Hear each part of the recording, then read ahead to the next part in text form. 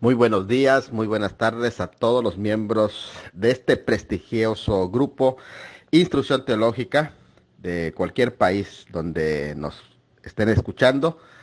Esta ocasión vamos a dar la introducción al tema número 21 de Geografía Bíblica, que tiene que ver con la guerra de los macabeos, y para eso pues he invitado a mi amigo el evangelista Alexander, que estará compartiendo con todos nosotros este tema, Víctor Alexander Altagracia Herrera. En un momento más voy a dar los detalles de su presentación. Él es de República Dominicana.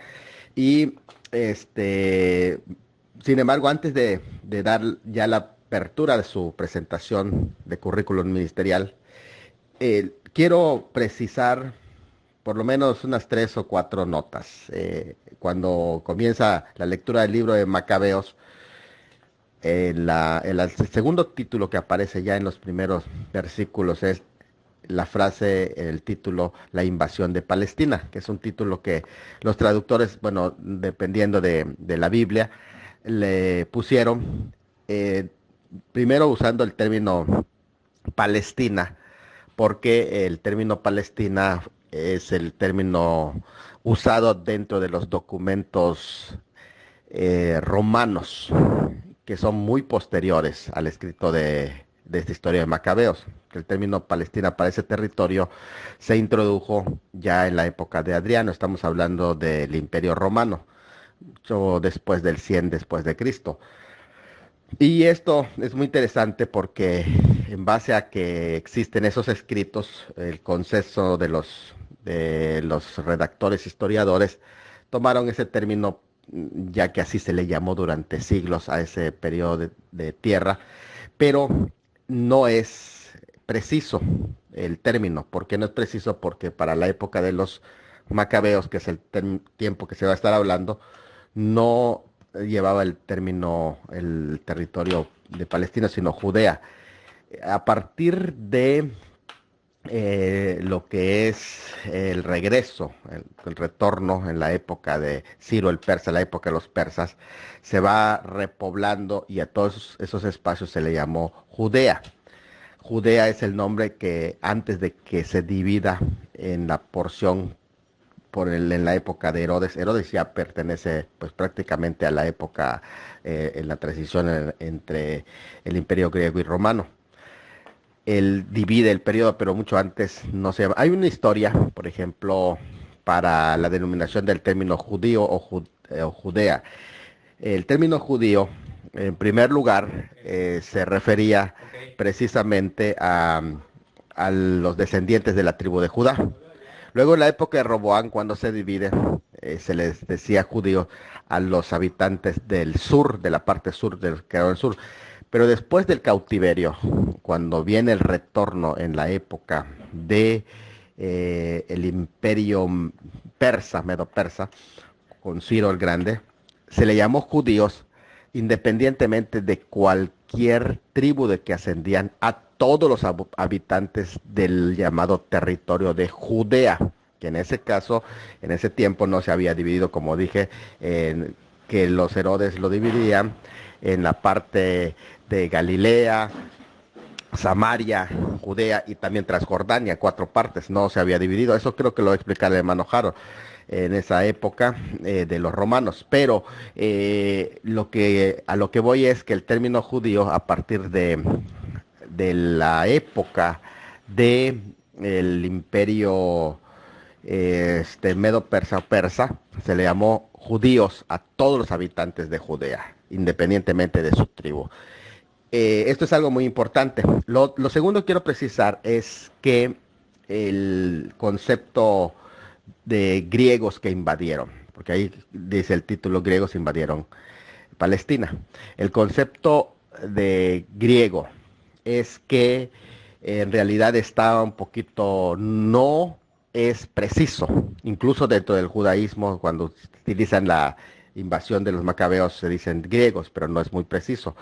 Esto es algo que tomar en cuenta porque recuerden que el Imperio de Alejandro se dividió en cuatro partes y los que invaden es la parte de Siria, o sea, la invasión que vemos en Macabeos es de los sirios, la parte de Siria. Claro, claro está que todo el periodo helenístico abarcó desde Alejandro el Grande hasta la muerte de Cleopatra en el 30 antes de Cristo. Todo es el periodo helenístico, pero específicamente los que invaden allá son sirios que proceden de origen europeo y es otra mecánica y no la de Alejandro, porque acuérdense que Alejandro, como ya nos explicaron, no invade Judea, sino que él llega de una manera pacífica. Estos ahora con Antíoco Epífanes traen otra mentalidad.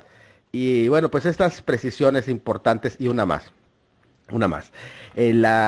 Los libros de Macabeos, que es importante esto que estoy diciendo porque a lo mejor hermano Alexander vaya a la historia, pero que vayamos con esta mentalidad. Son libros deuterocanónicos, que no apócrifos, ¿eh? El término apócrifo, porque hay dos tipos de libros escritos en el periodo intertestamentario, que son los deuterocanónicos, porque ya terminó el cierre del canon con el último profeta, con Esdras. En la época de Esdras se cierra el canon. Y ahora los libros que son escritos tienen dos sentidos. Número uno, los deuterocanónicos, es decir, que pertenecen en el segundo plano del canon, que son históricos y entran estos, hay 7 libros deuterocanónicos, y después vienen los apócrifos. Los apócrifos son aquellos que son dudosos por sus escritores. En el caso de los deuterocanónicos son históricos y hay una diferencia entre deuterocanónicos y también los apócrifos, y este no es un libro apócrifo. Ahora, primera y segunda de Macabeos sí son deuterocanónicos, pero existe tercera y cuarta de Macabeos que son pues prácticamente considerados como apócrifos. Esto es algo muy interesante y dejarlo aquí como un comentario. Pero por si el hermano Alexander no lo toca, ya lo mencionamos y después podemos dar la apertura para que se comente. El hermano Víctor Alexander Altagracia Herrera es de nacionalidad de la República Dominicana.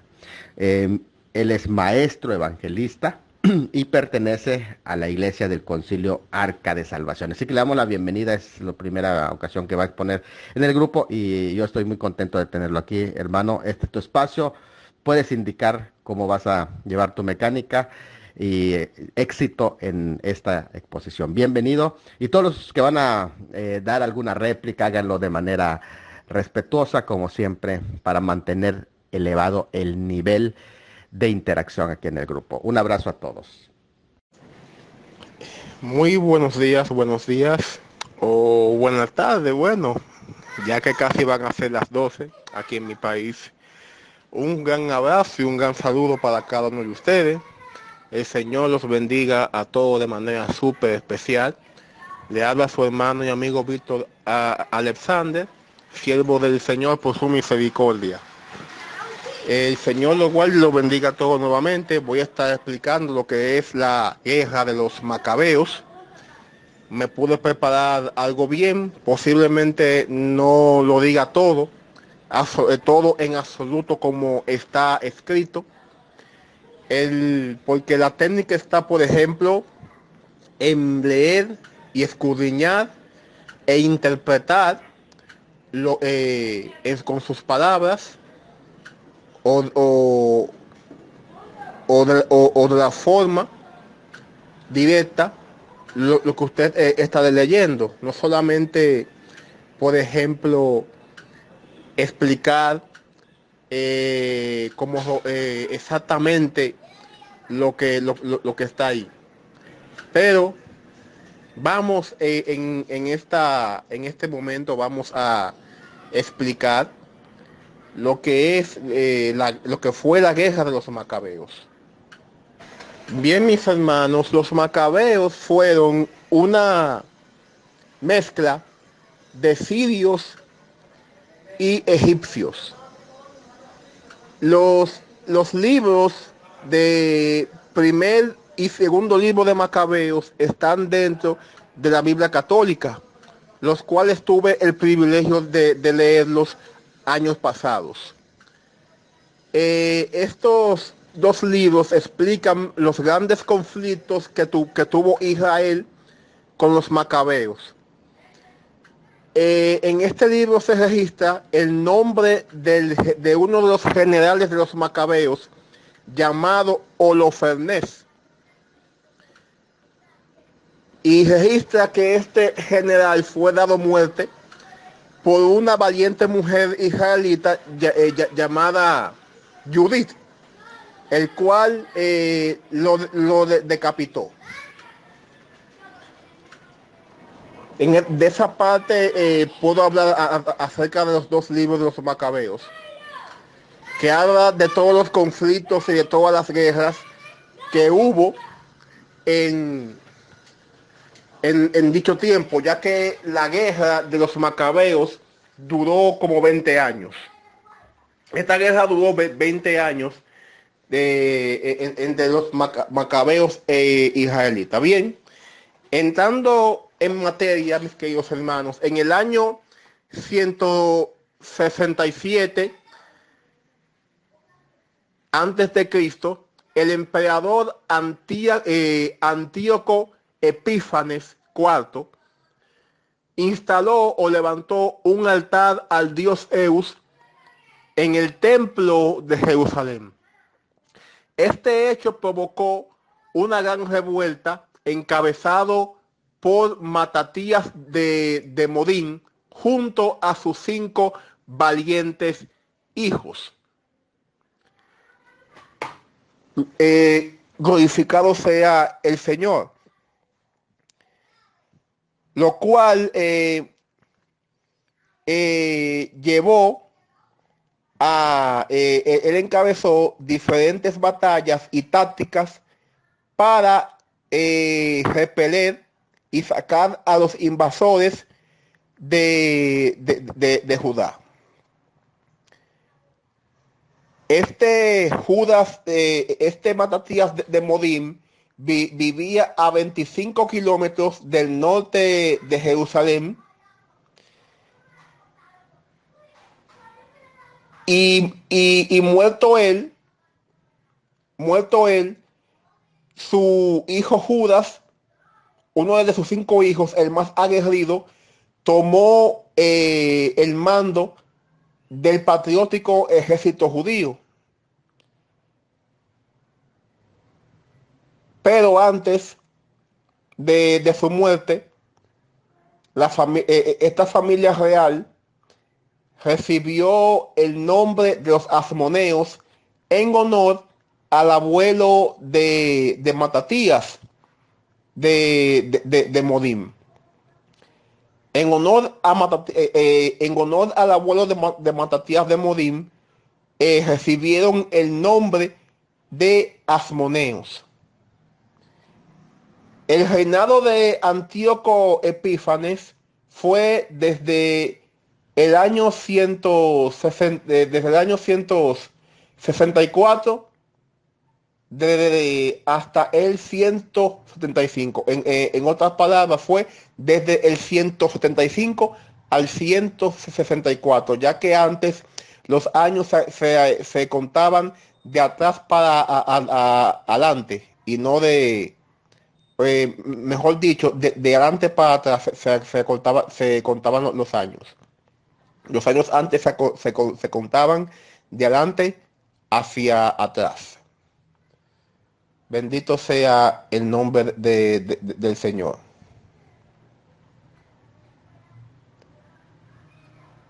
Pues bien, la tiranía de los ídolos, la tiranía sacrílega de los ídolos, pronto se volvió insoportable para los judíos piadosos. Sin embargo, Matatías de Modín hizo una gran revuelta y se entregó a una desesperada lucha contra los invasores junto a sus 5 valientes hijos. Y lo cual llegó a hacer que digamos muchas actividades heroicas. Bendito sea el nombre del Señor.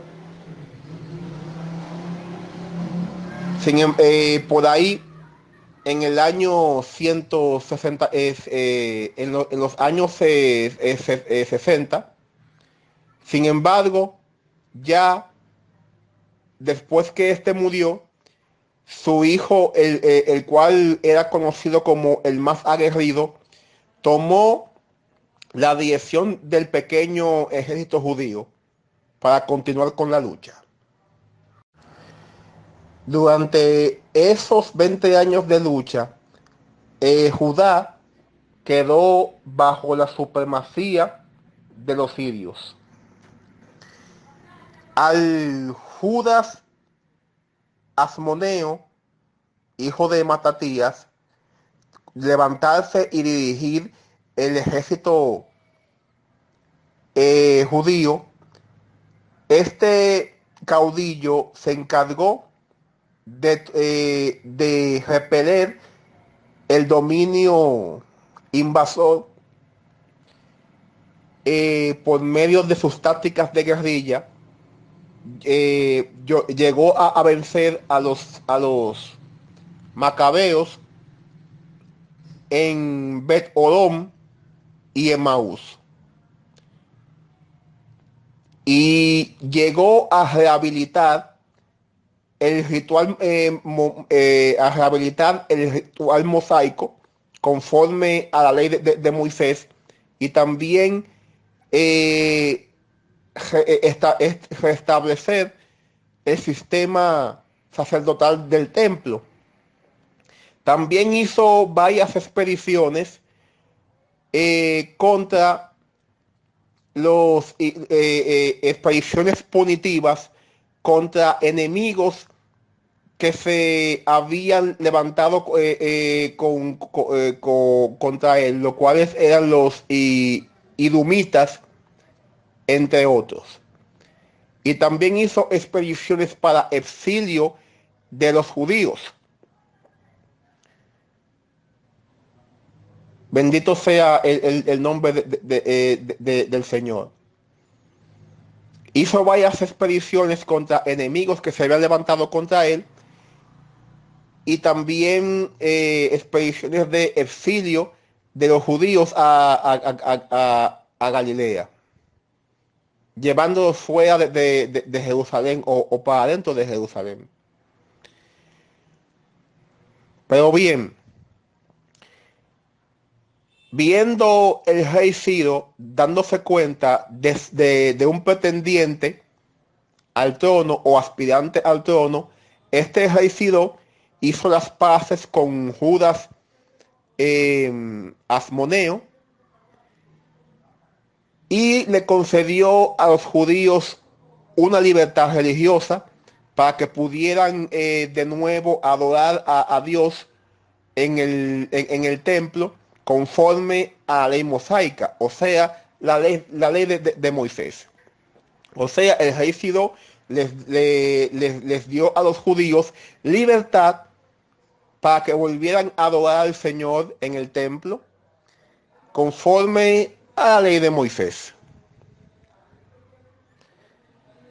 Y mis hermanos, los judíos, cerca de estar contentos con este acuerdo, lo cual había costado tan cuentas batallas, estos judíos quisieron seguir con su campaña para lograr su independencia política, lo cual los llevó a ellos a tener más conflictos con los sirios. Por causa de esto, la última victoria de Judas Asmoneo fue en Asdod. Glorificado sea el Señor. La última victoria glorificado sea el Señor, de Judas Asmoneo fue en Adasa. Y un año después, en el año 160, muere en Elasa. Ambos lugares están en Modín, a manos del ejército de los macabeos, porque este era un ejército mucho más numeroso que el de él. Al ser un ejército mucho más numeroso que el de él pierde la vida en Elasa. Luego, su hermano Jonatán Asmoneo toma el mando del patriótico y mermado ejército judío lo toma y, y llevó a cabo varias escaramuzas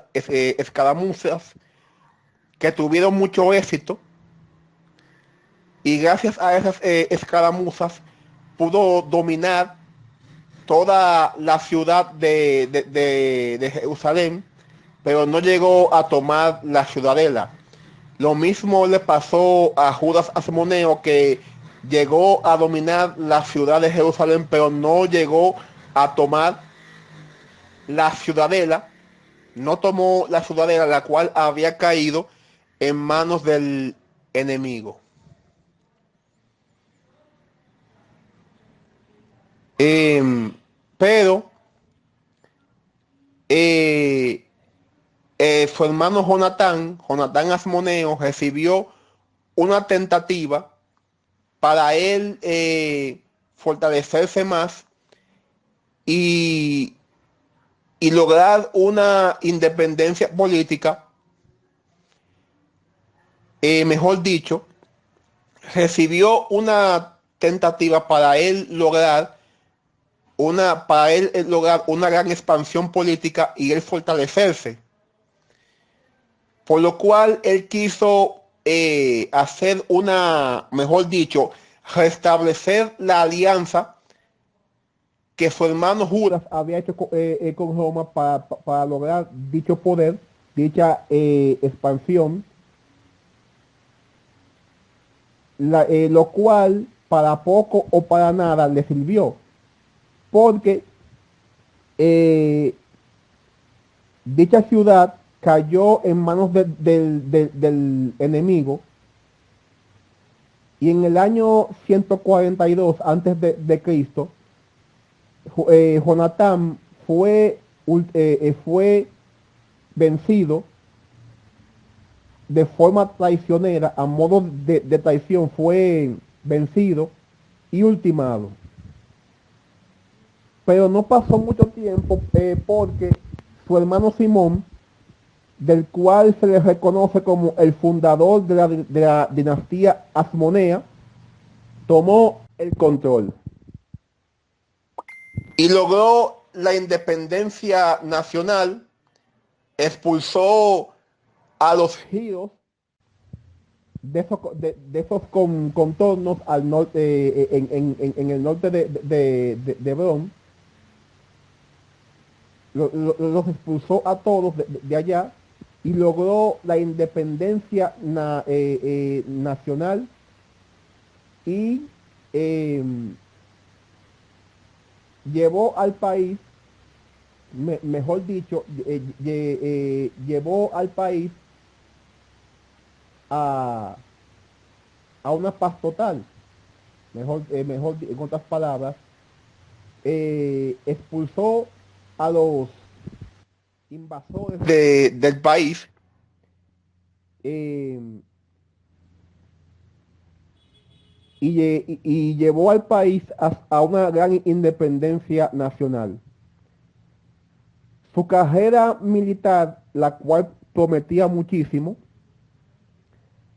se vio truncada por su asesinato por su yerno en Jericó.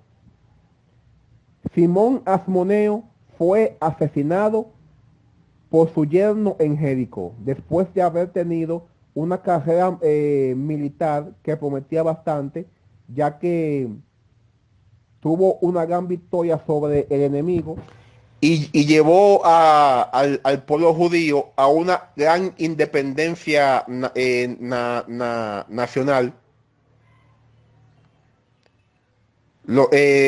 Ya que este joven fue considerado como el fundador de la dinastía Asmonea. Con un gran heroísmo venció, venció al ejército de los giros, llevando al país a una gran dependencia, na- a una independencia nacional. Pero su carrera militar se vio truncada por una conspiración de su yerno, el cual lo asesinó. Pero su hijo Juan pudo salvarse de aquella conspiración. Su hijo menor, Juan Hircano, se enseñoreó en Médeba y tomó el templo samaritano, Siquem y Escitópolis, aunque llegó también a ejercer influencia sobre la ciudad de Esdraelón. El hijo menor de Simón, Juan y Hircano, fue el legítimo heredero y reconocido por el pueblo tanto en el área civil como en lo tocante al sumo sacerdocio. Este se enseñoreó, como mencioné, en varias ciudades, extendió su dominio, ya que su ascenso al poder provocó una gran extensión de la dinastía Asmonea. La dinastía Asmonea pudo crecer mucho más después que Juan Hircano, subió al poder. Judea llegó a pertenecer al gobierno judío después de que el hijo de Juan Hircano, Aristóbulo I, tomara el poder. Y también tuvo dominio sobre varias ciudades.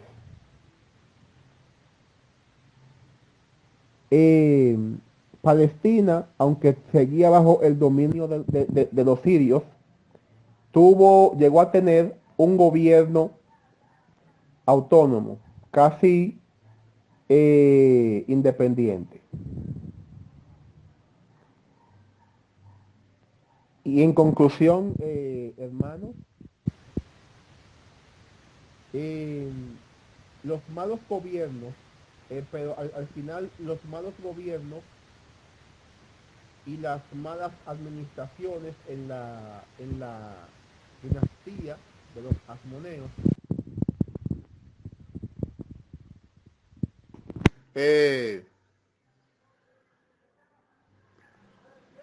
llevó a la dinastía asmonea a lo que fue una decadencia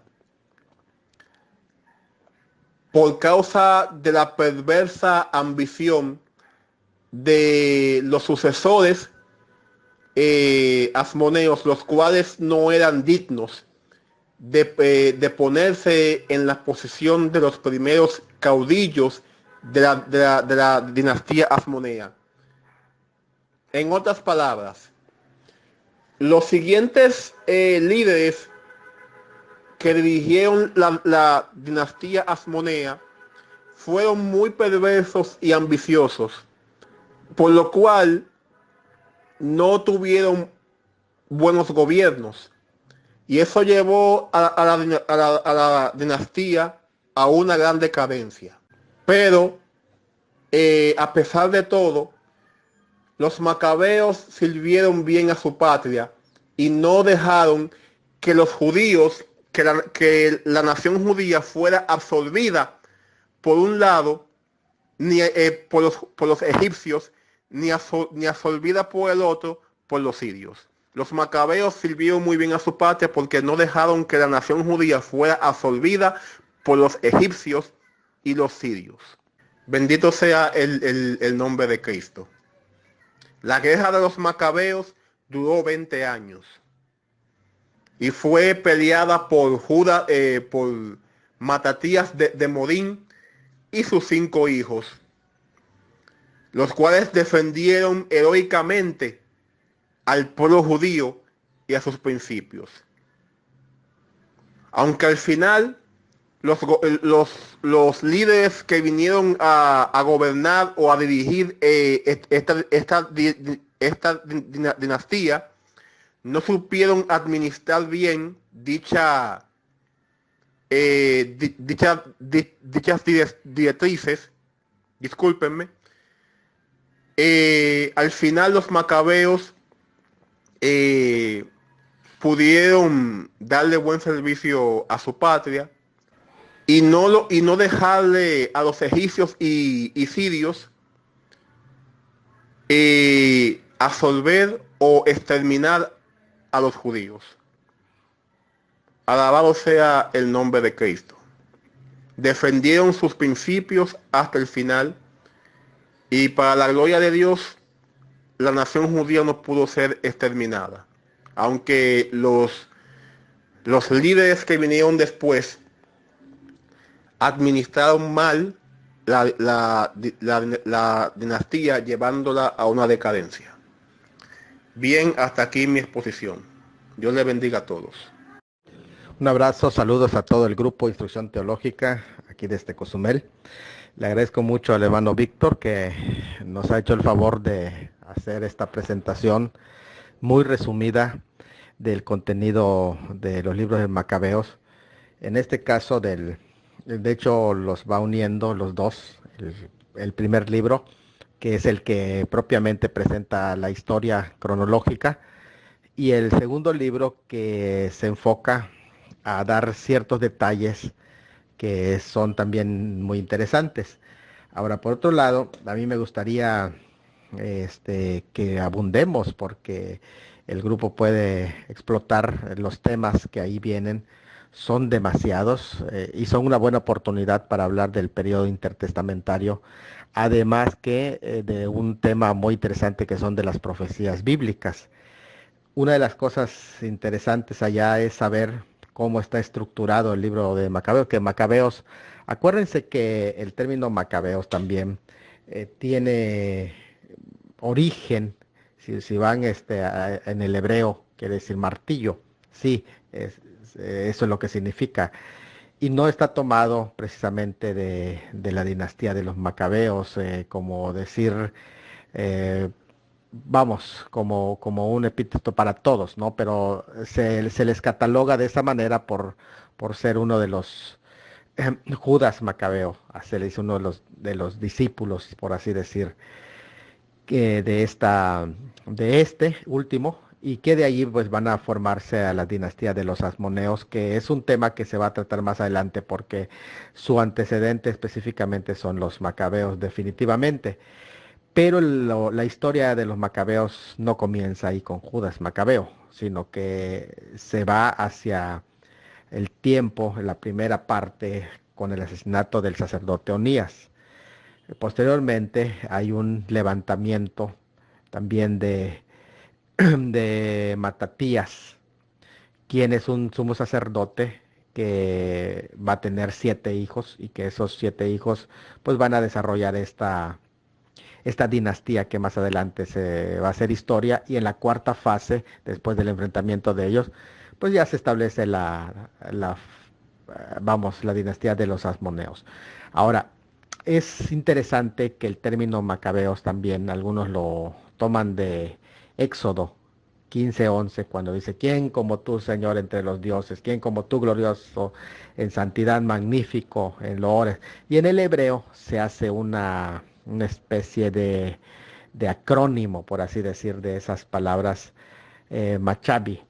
Y esa palabra, de ahí es donde, que en esa palabra Machabi ya se forma el uso de este término Macabeos. Así que es algo muy, muy interesante. Ahora, a mí lo que me llama la atención de los temas que se pueden explotar es el aspecto, la dimensión profética, que me gustaría tocar en un próximo audio. Después también se habla en estos libros de el aspecto de las luchas políticas y el tema de la asimilación. Creo que es un buen tema, el poder discutir el tema de la asimilación, nuestra relación con la cultura y hasta qué punto sí y hasta qué punto no, cuáles son los elementos de una batalla cultural que puede desarrollarse y que se da en este ejemplo tan importante, que de hecho los judíos a partir del 7 de octubre en esta pues agresión tan fuerte, asesinato que, que hubo, matanza, por así decir, en Israel, y toman el ejemplo de los macabeos porque coincidía también con las lecturas de esos días. Por otro lado, también creo que se puede ir desarrollando ciertos temas como la cuestión de la fecha, que del 10 de Tabeb y el 25 de Kislev, que es una fecha muy interesante que se va desarrollando algo allá con el tema de Hanukkah, que me parece que en el segundo libro se desarrolla con más detalle. Y esto se puede explotar. Así que pues a mí me gustaría que lo exploten. Yo por mi parte quiero aportar sobre el primer aspecto, que es el aspecto profético, y de allá pues dejamos espacio para que otros también en el grupo pues den sus aportaciones. ¿Qué les parece?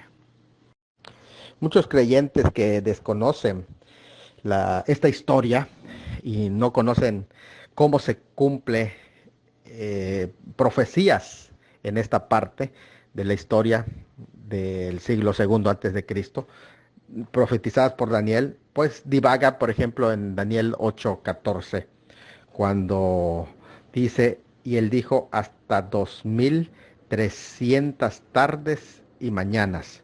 Luego el santuario será purificado, en especial el historicismo que habla de la purificación del santuario y que estas profecías las extienden hacia el periodo de la iglesia, van reemplazando los términos literales de santuario como iglesia y otros más, ¿no?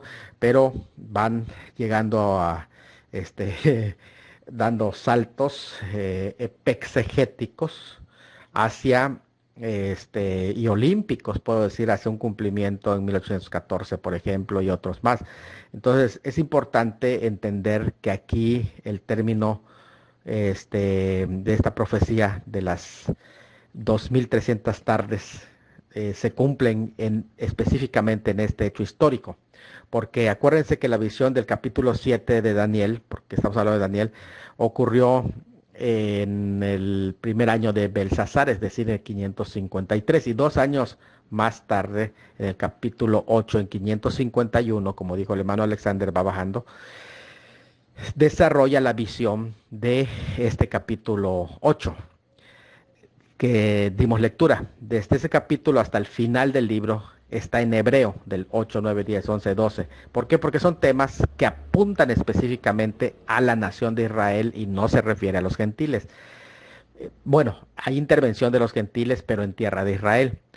Fue una visión dada en Susa, que es la capital del reino de la provincia de Elam, algo muy interesante que es actualmente Irán, es el sur de la meseta de Irán, en los montes Sagros, y el noreste del valle río Tigris, junto al río Ulai, el cual estuvo físicamente allí o tal vez fue llevado en espíritu por medio de una visión, pero lo más seguro es que sí estuvo físicamente. La cuestión es que se le presentan en visión dos animales. Un carnero de pie junto a un río con dos cuernos. Uno creció y se hizo más alto que el otro. Pues la interpretación que se da en el versículo 20, estamos hablando del capítulo 8, en cuanto al carnero que viste que tenía dos cuernos, estos son los reyes de Media y de Persia. Ahí está muy clara la interpretación. Luego también mira un macho cabrío, es decir, una cabra macho. Venía del lado del poniente sobre la faz de la tierra, con un cuerno notable entre sus ojos. Ese está en el 8, 5 al 7. Según el versículo 21 simboliza el imperio griego y el cuerno notable simboliza a Alejandro Magno. Cuando este cuerno engrandecido en sobremanera fue quebrado, en su lugar salieron cuatro cuernos notables hacia los cuatro vientos eh, de la tierra. La inesperada muerte de Alejandro Magno, que ya se habló cumplidos unos 200 años luego de ser dado esta profecía, se cumplió 200 años después que Daniel recibe esta profecía, y sucede en Babilonia el 323, en el seno de su carrera política militar, lo vimos a los 32 años de edad, y en el cenit de su vida, truncada misteriosamente, y su imperio conquistado fue reducido entre sus cuatro prominentes generales que son Casandro, Lisímaco, Ptolomeo y Seleuco. Todas esas 4 secciones fueron las 4 regiones en el que fue dividido su imperio de este cuerno notable. De uno de ellos salió un cuerno pequeño, es decir, del último que es Seleuco. Ahí es donde se establece lo que ya el hermano ha explicado sobre el imperio Seleucida, que es en la parte de los sirios.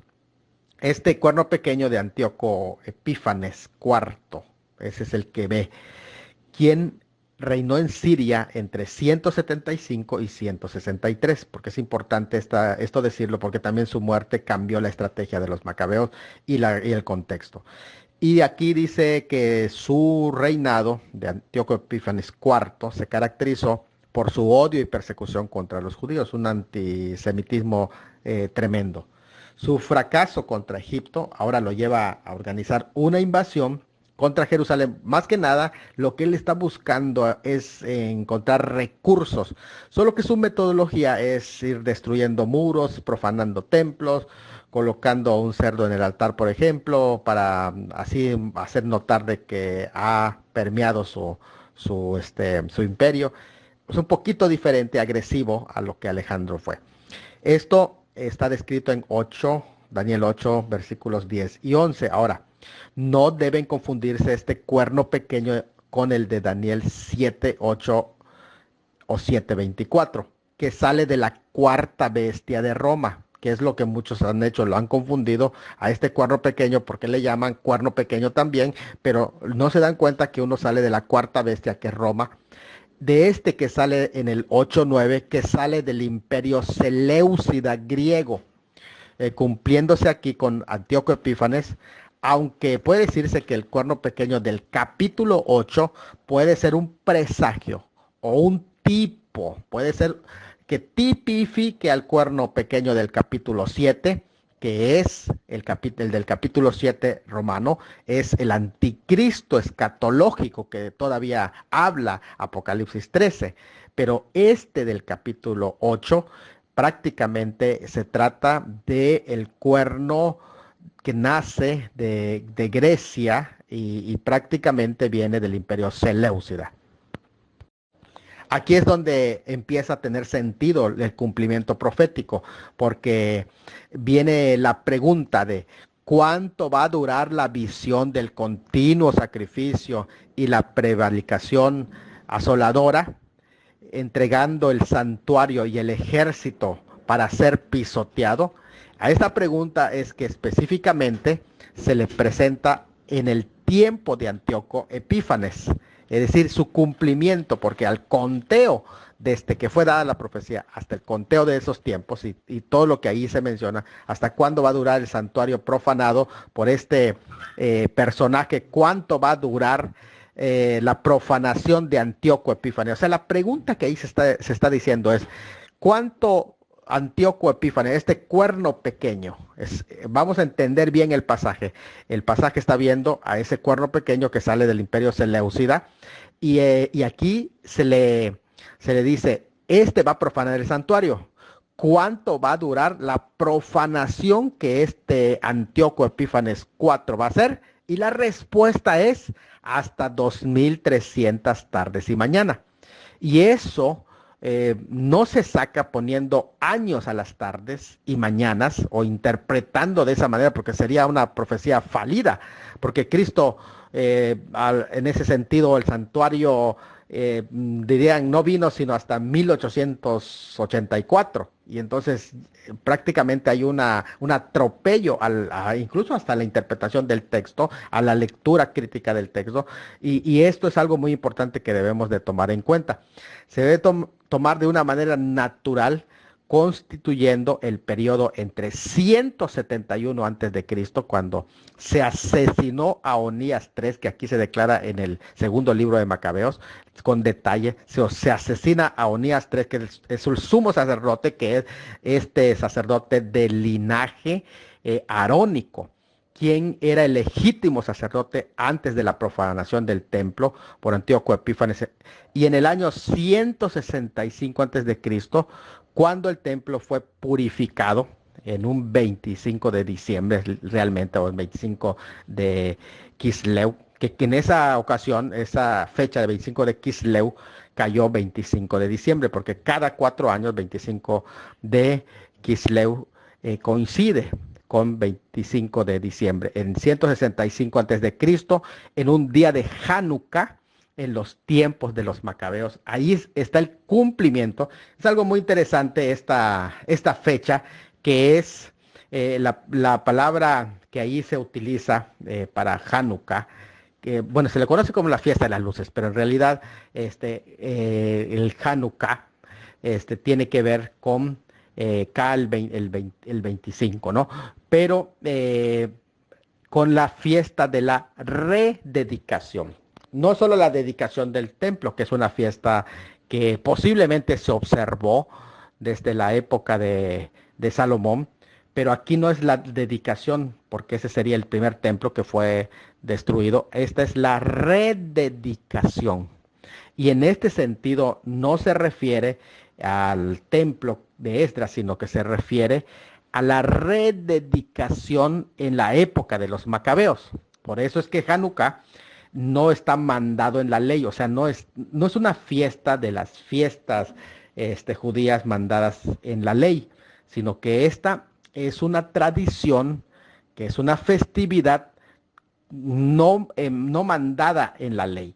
Pero, sin embargo, es una fiesta, como nosotros podríamos decir, una fiesta patria, que conmemora específicamente la rededicación del templo. Y es algo muy interesante porque el Señor Jesús, en el capítulo 10 de Juan, por ejemplo, se dice que estaba la fiesta de la rededicación, es decir, el Hanukkah, que aquí se menciona, y él estaba presente viendo el impactante tiempo, porque ahí menciona que era invierno, o sea, había frío, pero estaban las luces en esa festividad, en la que participó, porque no precisamente se tiene que participar en una festividad donde hay un mandamiento específico, sino que aquí se habla de una fiesta patria como tal. Y mostrando ese ejemplo, el Señor Jesucristo nos está diciendo que lo que no está prohibido en la Escritura está permitido.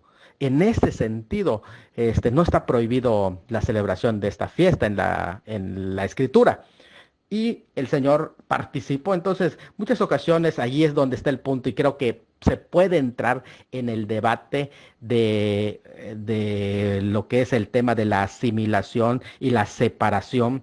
¿Y qué tanto es? Porque Hanukkah también lo que habla es de la preservación, de no mezclar el culto con las ideas griegas como tales, no tanto con las ideas griegas, sino con una especie de, porque hay dos palabras ahí diferentes, ¿no?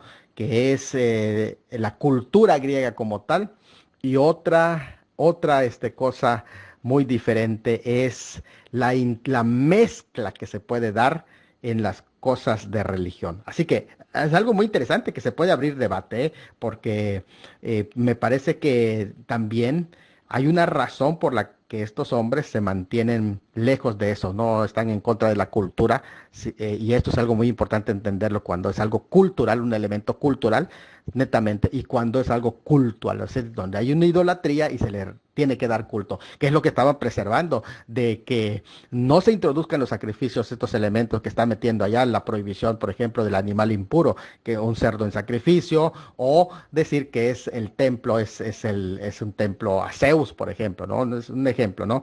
Y estos son elementos que se tendrían que tener cuidado, y que no estaban dispuestos a negociar dentro del pueblo de Israel. Bueno, ¿qué les parece esta discusión? Pero hay mucho más que se puede dar, ¿eh? Respecto de lo que ya han compartido los hermanos, por ejemplo, de el gran conquistador Alejandro, el macedonio, que a nombre de Grecia, o siendo líder de, de los griegos, pues conquistó gran parte del mundo conocido. Esto me parece muy interesante porque además lo vemos no solamente en historia bíblica, en historia universal siempre se tocan esos temas, siempre. Yo doy clases de historia en una universidad, doy clases de filosofía e historia, Entonces, siempre se tocan esos temas. El liderazgo es algo que se puede aprender de Alejandro. Otras cosas como, por ejemplo, pues algunas inclinaciones sexuales o parafilias que tuvo, es decir, su, su lado, por ejemplo, homosexual, pues eso no aprender eso, ¿verdad? Porque va en contra directamente de lo establecido por Dios. Pero sí, en cuanto a, por ejemplo, su forma de liderazgo, el liderazgo que tuvo y demás, eso sí se puede aprender, como dice la Biblia, retomad lo bueno y desechad lo malo. Bendiciones para todos mis hermanos. Muy buenas noches, queridos hermanos. Saludos, saludos también a nuestro hermano Isaac, el profesor Isaac Martínez también. Un abrazo. Gracias por sus aportaciones y a nuestro hermano que ha compartido esta temática. Creo que es bueno ir a escuchar los audios anteriores donde se ha dado la explicación, incluso la presentación de este tema, que es en el tema de los macabeos. ¿Por qué razón habíamos propuesto que se vaya desglosando esta temática? Porque recuerden que esto es tan importante incluso en las interpretaciones proféticas. ¿Por qué? Porque ahora que están los debates sobre Palestina, aquí ya explicamos que todavía el concepto Palestina para lo que es el territorio de Israel no había sido introducido hasta posterior en la época de los romanos. Así que en el tiempo de los macabeos todo ese territorio era el territorio de Judea, que se va repoblando ya en la época de Ciro, el persa, y que en la época de los griegos, bueno, pues ese territorio empieza a ver en conflicto con Siria, que es el tema que allí se va desarrollando de Antíoco Epífanes. Además, es importante este tema porque va a dar pie para el próximo tema. El próximo tema habla de los Asmodeos. ¿Y por qué? Porque es el periodo cuando más fuerza tiene este grupo que se va formando de los Macabeos. Sí es muy importante que aprendamos a distinguir, y lo voy a volver a enfatizar, entre lo que es un documento apócrifo, porque apócrifo quiere decir oscuro, dudoso, y se dan de los documentos que no se consta escritores. Hay elementos apócrifos desde la apocalíptica, por ejemplo, que tienen, vamos a decir, puesto autores que son pseudoepígrafes. Se le llama pseudoepígrafes porque ahí se le atribuye la autoría de un profeta, como por ejemplo Enoc, que Enoc no es deuterocanónico, Enoc es apócrifo. ¿Por qué? Porque se le atribuye a un escrito de Enoc cuando es un escrito del siglo II. Entonces estamos hablando, incluso está en copto. Esto es algo muy, muy interesante al respecto que se haga esos análisis. ¿Por qué? Porque distingues entre lo apócrifo y en este caso lo deuterocanónico. Lo deuterocanónico es algo histórico. O sea, los documentos deuterocanónicos significan un segundo canon. Deutero, de ahí cuando se viene deuteronomio en el griego, es repetición o segunda ley. En este caso es un segundo canon y está hablando de un canon histórico, no de valor religioso. Ahora, esto no lo definió la Iglesia Católica ni lo definió la Iglesia Evangélica, sino que esto ya venían en debates ya dentro del judaísmo. Lo que hace el cristianismo es seguir los mismos lineamientos de debate que ya se habían dado dentro del judaísmo y que en Jamnia ya se habían definido correctamente los 22, 24 libros del Antiguo Testamento en el judaísmo, porque recuerden que allí no son 39 sino 24, son los mismos 39 que tenemos nosotros. ¿Por qué? Porque están unidos Crónicas, Reyes y otros libros más. Esdras y Nehemías es un solo libro. La cosa que estamos diciendo es que distingamos entre los deuterocanónicos y los apócrifos. ¿Por qué? Porque los apócrifos son oscuros en sus autorías, o sea, no se pueden aceptar como genuinos. En el caso de los deuterocanónicos, son libros históricos, o sea, como cualquier libro de historia, no se consideran dentro del canon bíblico porque no son inspirados. Y eso tiene muchos elementos de prueba, pero sí se les consideran de mucha importancia histórica, o sea, el valor es histórico. Por eso hablábamos de los 4 libros de Macabeos, 2 de los primeros que son deuterocanónicos y el libro 3 y 4 que son apócrifos, que son totalmente diferentes esos en naturaleza. Es importante entenderlo y entender que mucha de la historia del periodo intertestamentario no la conoceríamos si no existieran estos libros deuterocanónicos de Macabeos, por ejemplo. Saludos y espero que le entre, porque este es un tema muy importante que va a tener incluidos muchos elementos proféticos. De hecho, ya dije, creo que en uno de los audios, que muchos rabinos, debido al tiempo en que sucede en Navidad, Hanukkah, allá en la celebración de Hanukkah, este periodo de guerras con Gaza, pues entendieron, incluso las lecturas que daban entendieron que hay mucha relación de esta guerra con la de los macabeos, incluso en el segundo de Macabeos, donde se habla de rehenes, sucede otra vez, hay varios elementos que como que se repiten a lo que pasó en la guerra de los macabeos. Es algo súper interesante en este sentido cuando uno lo analiza y va a comparar lo que sucedió en el cumplimiento profético de Daniel 8 en ese periodo que ya expliqué. Saludos a todos. Un saludo a nuestra hermana, la maestra Ana, hasta la República Dominicana. Y definitivamente el tema de los macabeos es un tema que trasciende. De hecho, como hemos dicho, aunque no se trata de un libro del canon de inspirados, pero sí como un segundo canon, como un libro histórico, algo muy importante. Además que en el judaísmo se lee por el tema de que en él se basa una de las fiestas, que como hemos dicho no es un mandato, pero es una de las fiestas nacionales, que es la fiesta de las luces, el Hanukkah, y es ahí donde se hace mención continua cada año, recordando lo que los macabeos hicieron. Y ellos, como lo recuerdan cada año, es interesante igual las parashá que ellos hacen, es decir, las lecturas diarias con fechas que tienen. Yo no me acuerdo bien, me parece que ya en la época del Rambán ya estaban presentes, porque el Rambán modifica algunas lecturas que se quita, en especial Isaías 53, para no causar ellos según confusión, porque si se lee en el judaísmo, pues encaja bien con el Mesías que ha venido. Entonces se quitaron. La cosa es que cuando se leen las parashá, muchas, pero muchísimas veces coincide con lo que sucede.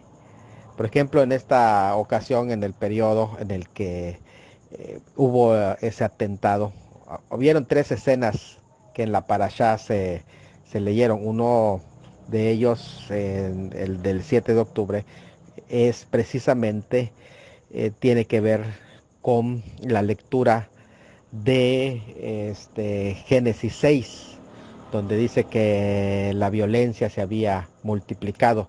Y ahí es interesante porque la violencia, el término violencia en hebreo es Hamas. Es interesante eso.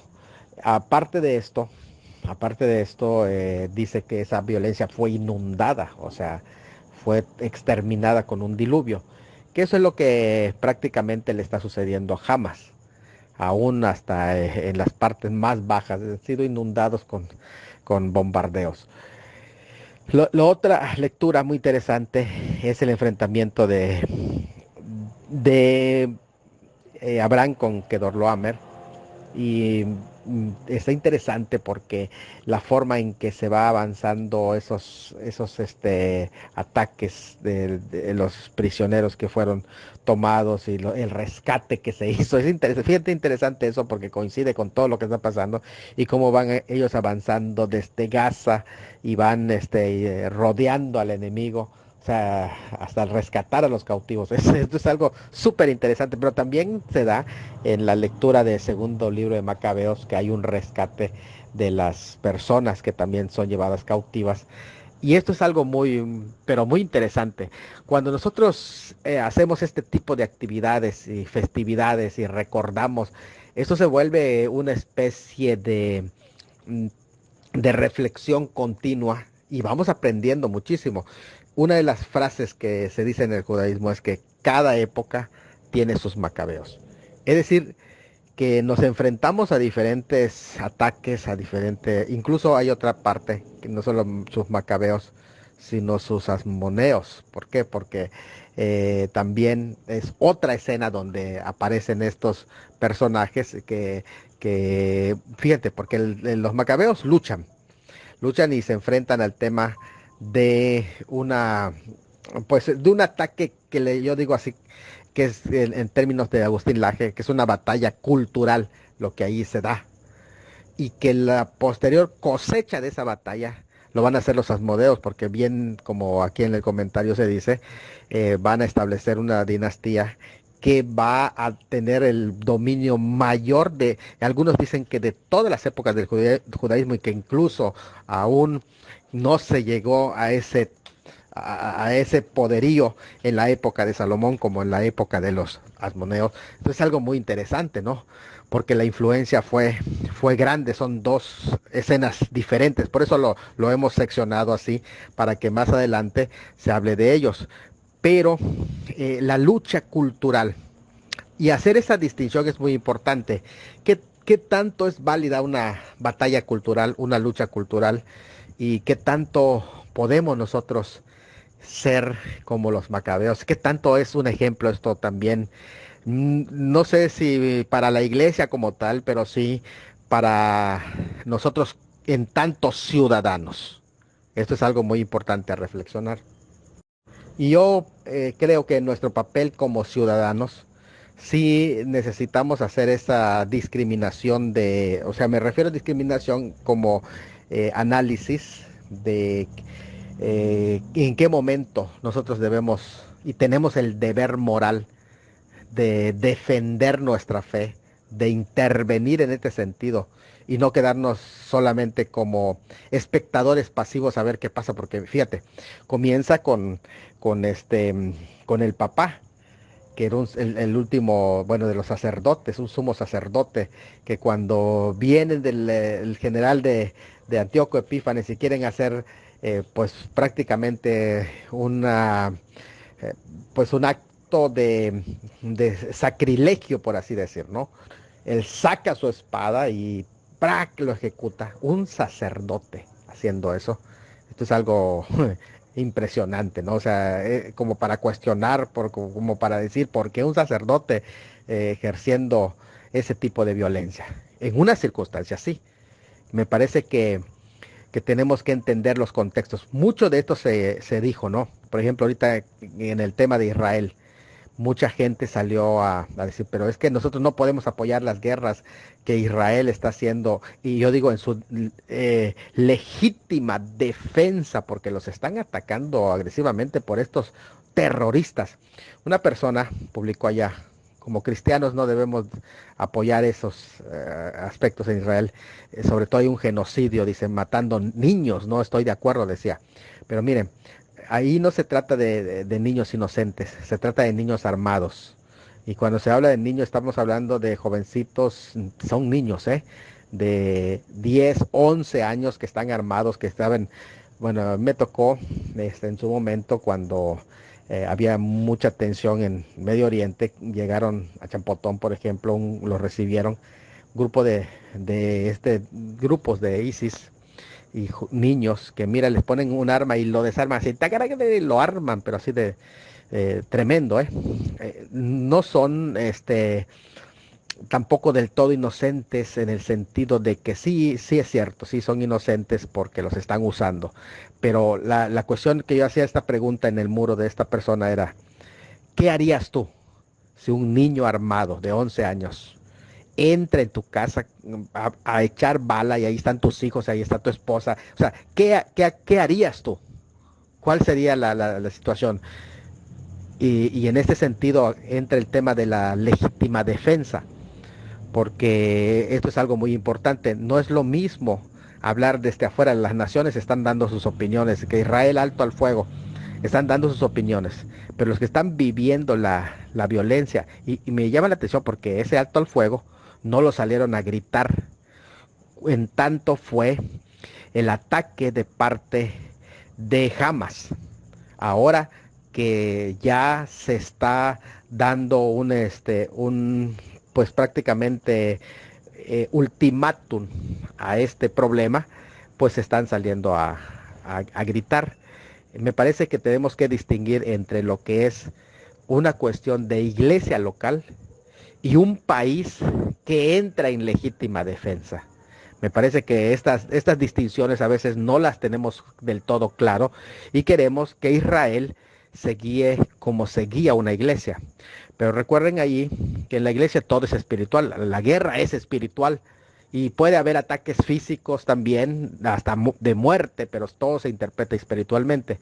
Pero en este caso, en Israel, que es un país, que es una nación, a diferencia de la iglesia, que es un pueblo espiritual, pues allá hay órdenes de legítima defensa y la guerra es literal con armas, como lo menciona en los salmos.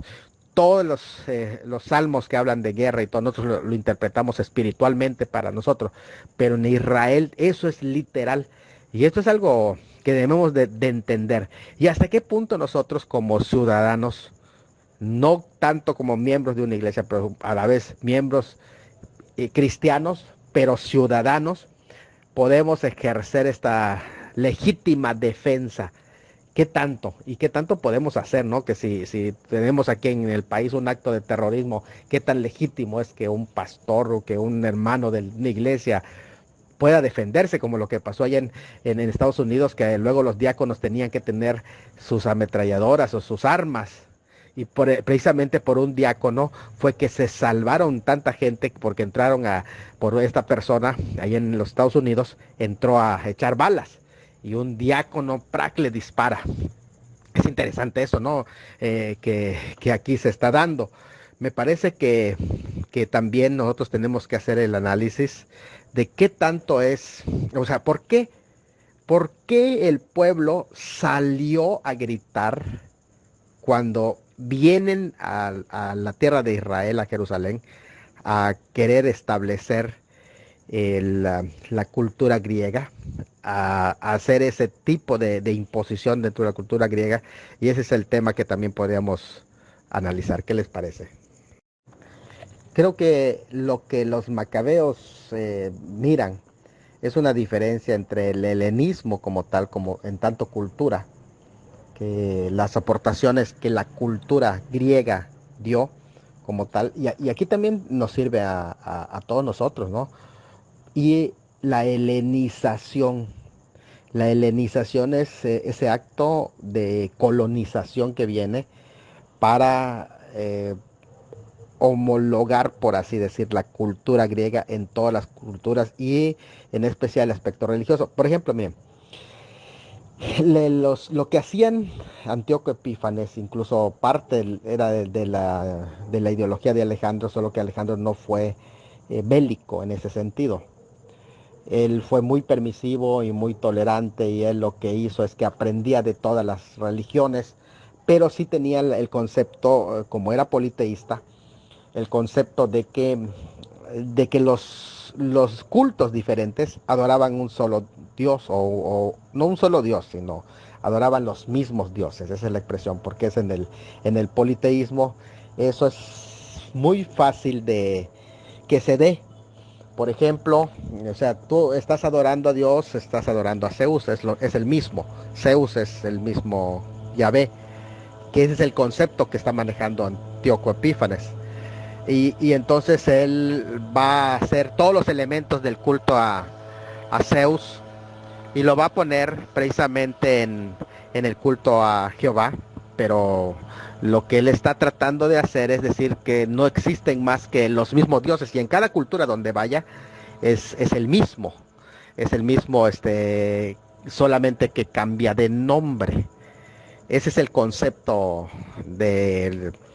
que podríamos decir del politeísmo. En el caso del monoteísmo es totalmente diferente, porque no acepta ese tipo de mezcla, sino que solo existe un Dios, y ese es sí se respeta, porque la convivencia, el sentido de convivencia siempre permea en el monoteísmo judeo-cristiano. Pero no se acepta la existencia de otros dioses. Puedes tener tu culto y sin que nadie, o sea, no es persecutorio tampoco, ni es impositorio, o sea, que se le imponga, impositivo, perdón, sino que es algo que, que promueve la libertad, no se te obliga, pero eso tampoco impide de que sea exclusivo, o sea, de que se mantenga la creencia en un solo Dios. Y esto es lo que no entendió Antíoco Epífanes, y viene a querer establecer una imposición, y eso es lo que le causa problema. Todo en las culturas antiguas, tanto de los griegos, incluso aquí si vamos a las culturas precolombinas en América, tenían el mismo, todo gira alrededor de la fe, no de la fe, es las creencias, mejor dicho, alrededor de la religión. Todo es religioso, sentarse a comer es un acto religioso, el matrimonio es un acto, todo es religioso en las culturas antiguas, todo tenía un sentido. Incluso en este caso, por ejemplo, uno de los problemas que tenía Antíoco es cuando él quiso establecer, vamos a poner un ejemplo, las Olimpiadas. Y también pues los centros, las Olimpiadas y los centros de ¿cómo le podríamos decir? De donde hacen ejercicios, esos lugares de los atletas. ¿Qué es lo que pasa? Que las Olimpiadas todos estaban dedicados a los dioses del Olimpo, porque de ahí viene la palabra Olimpiada. Y esto es muy interesante, porque yo quiero que captemos esto del concepto que ahí se está luchando. O sea, para nosotros hoy, que ya avanzó la cultura, y ya muchos elementos ya no son netamente religiosos, sino que ya son más de tipo cultural, incluso hasta deportivo, en este sentido las Olimpiadas, y es algo más deportivo, que se le quitó el elemento más religioso que originalmente, y que en ese contexto tenía. ¿Cómo se hacían? Se hacían incluso primero para dedicados a los dioses del Olimpo, y en segundo se hacían desnudos, y eso no lo podían aceptar dentro del judaísmo, excepto más adelante lo iban a aceptar. Los primeros que iban a aceptar son las élites que estaban en el poder, que después se corrompieron y negociaron con los de la cultura griega, que no tanto es griega, ya dijimos que eran sirios, ¿no? Y es interesante porque miren, allí hacía un ruido. O sea, no iban a aceptar esa imposición, y tenían que marcar completamente la diferencia. Y en ese sentido se tiene que aceptar. Pero ¿qué pasa cuando pasa el tiempo y esos elementos ya no tienen ese trasfondo religioso? Y ahora, por ejemplo, viene la pregunta: ¿participar ahora en una Olimpiada es mezclar la fe? O sea, son cosas que tenemos que preguntarnos en el contexto en el que estamos viviendo. Y esto nos va a llevar a ver si esa misma lucha, en el mismo acto, es igual de pertinente, o se tiene otro concepto de esas luchas. Por ejemplo, ahorita la lucha cultural fuerte es en contra de los grupos que se levantan en contra de la fe, que prácticamente atacan la vida, la familia, las libertades. Y ante eso, ¿nosotros qué podemos hacer? Necesitamos macabeos, necesitamos, esta generación necesita sus propios macabeos, por así decir, ¿no? Lo estoy hablando en un concepto de terminología judía, pero si vamos a aplicar esto a la iglesia, es lo mismo. Y hay elementos que nosotros tenemos que aprender a discriminar cuándo sí y cuándo no, cuándo una batalla vale la pena y cuando una batalla no vale la pena, porque ya no estamos tratando con un elemento de idolatría, sino que ya estamos hablando de un elemento cultural. Por eso decíamos, se distinguía entre el helenismo y la helenización que lleva detrás un concepto religioso. Esto es algo que tenemos que aprender a distinguir. Entonces es importante que nosotros no llevemos a extremo el tema, si no distinguimos entre lo que es el helenismo y lo que es la helenización. ¿Por qué razón digo esto? Porque a veces dentro de grupos que no pertenecen estrictamente al judaísmo, sino que son derivados del cristianismo, se van mucho al extremo en el que pues prácticamente todo se paganiza. Y no se dan cuenta de que esta defensa que hicieron los macabeos era contra pues prácticamente la helenización que estaba allí imponiéndose, que tenía tendencias religiosas, de tipo religioso, o sea, implicaciones religiosas. Ahora, cuando es algo cultural, a veces también pues uno tiene que aprender a distinguir en cuando es algo que está impregnado en la cultura, pero que ya no tiene elementos de tipos religiosos. Es algo muy interesante. Y a veces pasa dentro de los grupos muy extremistas, yo digo terroristas espirituales, porque, por ejemplo, no pueden ser tolerantes. En Israel, cada 4 años, la Hanukkah. La Hanukkah es el candelabro que tiene 8 brazos. Ese es la Hanukkah. No es el candelabro como tal, se llama Hanukkah. Para celebrar el Hanukkah, cada 4 años en Israel se pone al ladito de un árbol que representa la Navidad. Y esto es algo muy interesante porque pues cada 4 años coincide Hanukkah con las fechas de Navidad. Y esto me parece que habla de la tolerancia. Incluso hay muchas similitudes entre Hanukkah y Navidad. No digo que son las mismas fiestas, porque una festividad está hablando de esa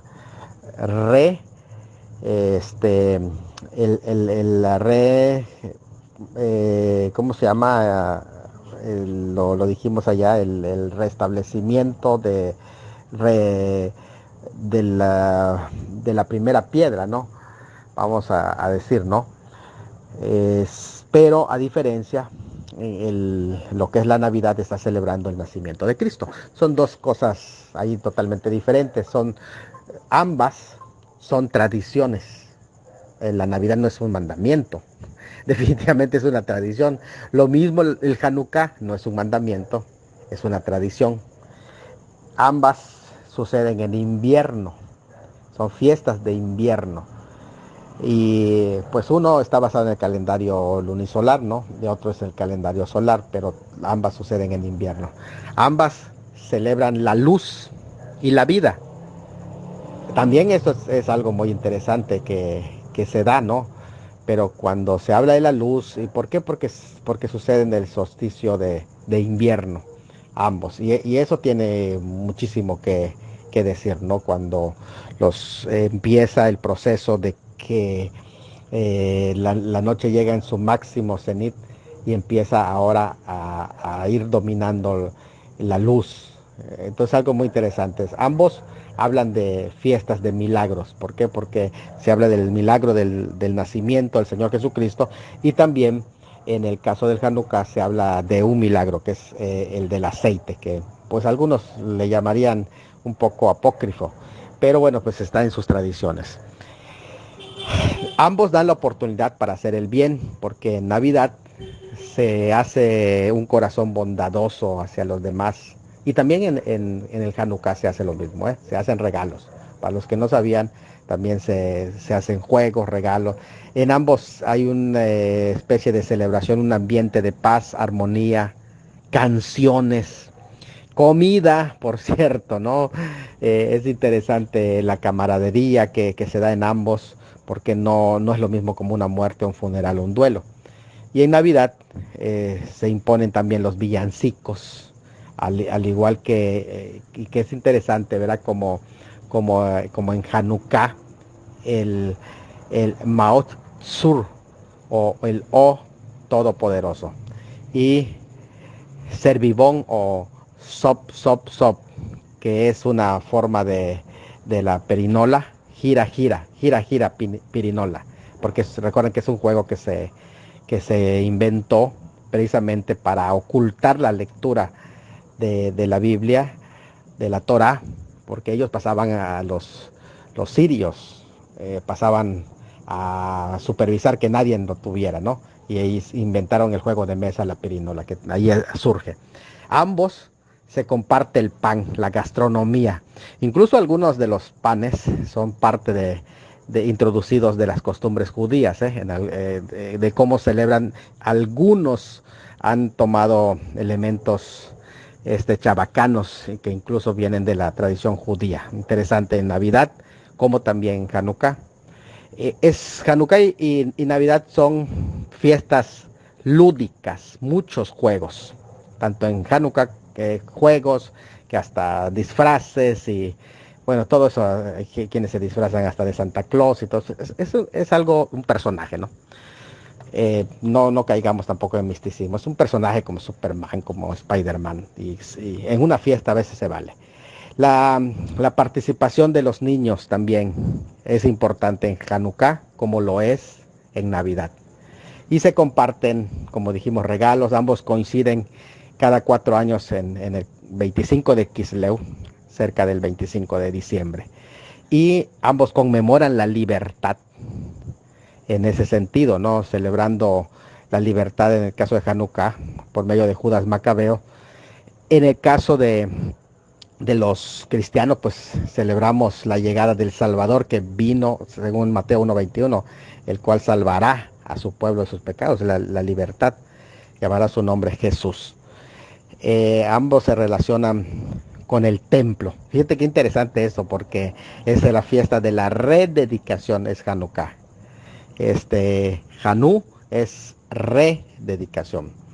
Y entonces, y K es 25 en la numeración. Así que, bueno, pues, y de igual manera esto se relaciona con el templo. ¿Por qué? Porque fue que nació el templo de Dios, el verdadero templo de Dios, que es Jesucristo, representando en su cuerpo.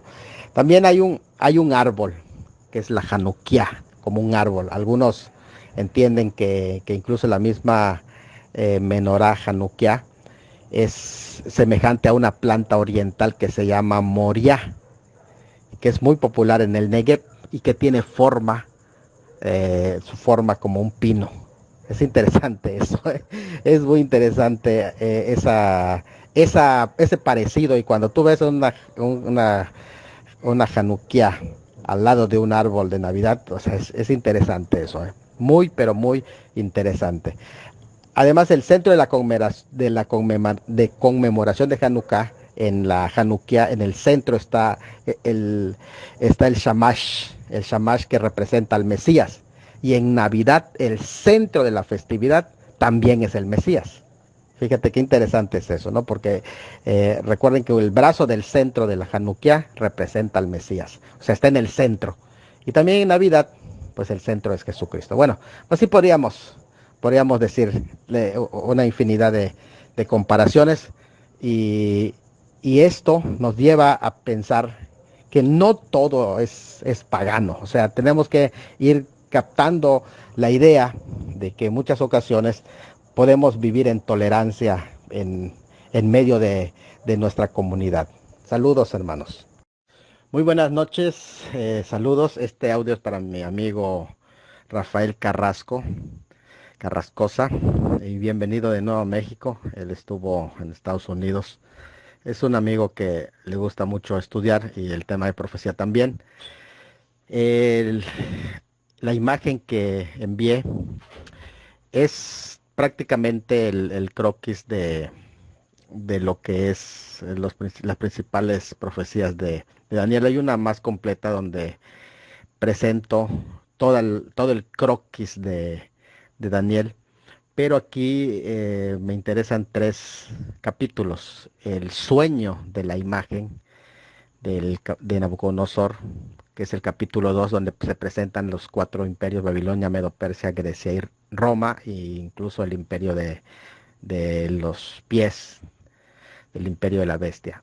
Y luego también del capítulo 7, que presenta ya también un sueño de Daniel, que a la vez es una visión, pero más que nada es un sueño donde Daniel mira los mismos imperios: Babilonia, Grecia, Roma y el de la bestia, pero lo ve con animales. Eso es interesante porque es el mismo sueño, pero ahora representado en animales, que el de Babilonia es la misma cabeza, que es el león. Los brazos, que representan el imperio medo-persa, ahora lo mira como un oso.